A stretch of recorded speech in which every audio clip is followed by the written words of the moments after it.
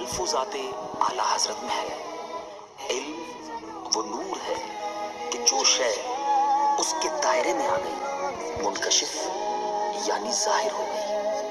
ہوا وہ منکشف جو آیا دائرہ علم میں، ہوا وہ منکشف جو آیا دائرہ علم میں، مٹے اندھیرے ظن و شک کے شاہراہ علم میں، مٹے اندھیرے ظن و شک کے شاہراہ علم میں۔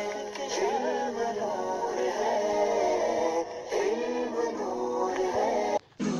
نحمده ونصلي على حبيبه الكريم اما بعد فاعوذ بالله من الشيطان الرجيم بسم اللہ الرحمن الرحیم۔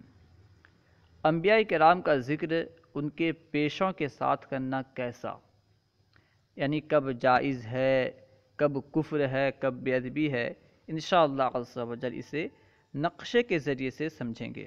دیکھیے، انبیاء علیہم السلام کا ان کے پیشوں کے ساتھ ذکر کرنا توہیناً کیا ہے، کفر، یعنی اگر کوئی بندہ انبیاء علیہ السلام کا ذکر ان کے پیشوں کے ساتھ توہیناً کرتا ہے، توہین کی وجہ سے انبیاء علیہ السلام کا ذکر ان کے پیشوں کے ساتھ کرتا ہے تو یہ کفر ہے۔ اگر کسی غرض صحیح کی بنا پر ہے تو جائز ہے۔ انبیاء علیہ السلام کا ذکر ان کے پیشوں کے ساتھ اگر کسی صحیح غرض کی وجہ سے ہے تو یہ جائز اور درست ہے۔ اگر بلا قصد حکایتاً ہے تو یہ بے ادبی اور باعث تعزیر ہے، یعنی سزا کا باعث ہے۔ ٹھیک ہے، الحاصل یہ کہ انبیاء علیہ السلام کا ذکر ان کے پیشوں کے ساتھ کرنا اگر توہیناً ہے تو کفر، اگر کسی صحیح غرض کی وجہ سے ہے تو جائز اور درست، اور بلا قصد حکایتاً ہے تو بے ادبی اور باعث تعزیر۔ اللہ و رسولہ اعلم۔